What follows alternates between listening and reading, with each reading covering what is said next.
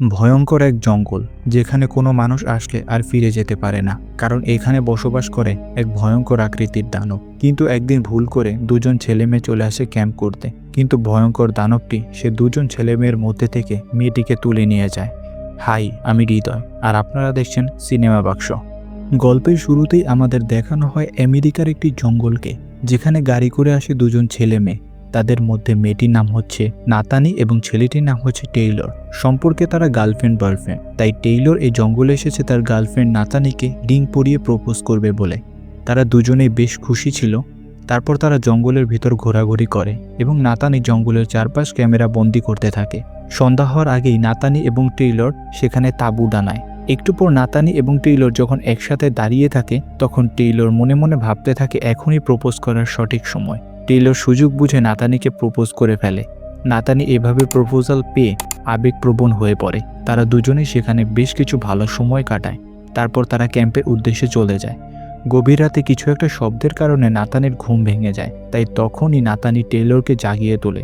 কিন্তু টেইলর নাতানির কথাগুলোকে তেমন একটা পাত্তা দেয় না। তাই তখন তারা আবারও ঘুমিয়ে পড়ে। কিন্তু আবারও কিছু একটা শব্দের কারণে টেইলরের ঘুম ভেঙে যায়। তখনই টেইলর হাতে বন্দুক নিয়ে বাহিরে কি হয়েছে দেখতে চলে যায়। এদিকে নাতানি সম্পূর্ণ একা থাকার কারণে হঠাৎ করে একটি দানব তার পা টেনে হিঁচড়ে জঙ্গলের ভিতর নিয়ে যায়। নাতানির শব্দ পেয়ে টেইলর তাকে খোঁজাখুঁজি শুরু করে, কিন্তু তাকে কোথাও পায় না। এভাবেই নাতানিকে হারিয়ে ফেলে টেইলর। এভাবেই একটি বছর কেটে যায়। আমরা দেখতে পাই নাতানিকে না পেয়ে টেইলর তার মানসিক ভারসাম্য হারিয়ে ফেলেছে। আশেপাশের লোকজন তাকে পাগল বলা শুরু করে দিয়েছে, কারণ সে এখন একা একাই কথা বলতে শুরু করে। একদিন সে ঘরে একা বসে বসে তার তোলা ওই দিনের ছবিগুলো দেখতে থাকে, কিন্তু সে হঠাৎ দেখতে পায় ছবিগুলোর পিছনে একটি দানবকে দেখা যাচ্ছে। টেইলর তখন বুঝতে পারে এই দানবটি নাতানিকে নিয়ে গেছে। তাই সে তখনই প্রস্তুত হয় জঙ্গলে যাওয়ার। টেইলর মনে মনে ভাবতে থাকে নাতানি এখনও বেঁচে আছে, সেই দানবটি তাকে আটকে রেখেছে।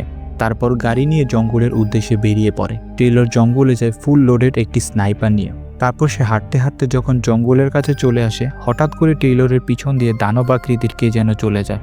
সে পিছন ফিরে দেখতে পায় তার প্রয়োজনীয় জিনিসপত্র হঠাৎ করে সেখান থেকে গায়েব হয়ে গেছে। টেইলর তখন বুঝতে পারে দানবটি তার দিকে নজর রাখছে এবং সুযোগ পেলেই টেইলরের ওপর হামলা করবে।